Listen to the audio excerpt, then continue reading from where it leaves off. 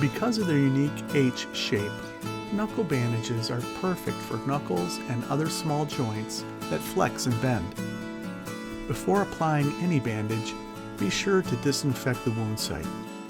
When ready to apply the knuckle bandage, open the sterile bandage wrapper. Next, remove one side of the protective backing and lay the gauze portion of the bandage onto the wound.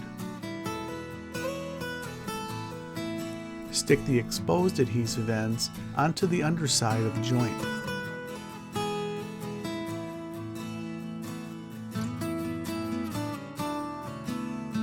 Then, remove the protective backing from the remaining underside of the bandage.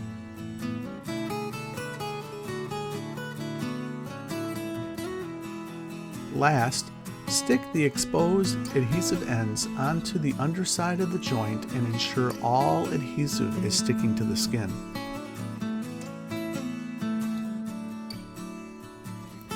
For more information about knuckle bandages or other first aid products, go to MFASCO.com.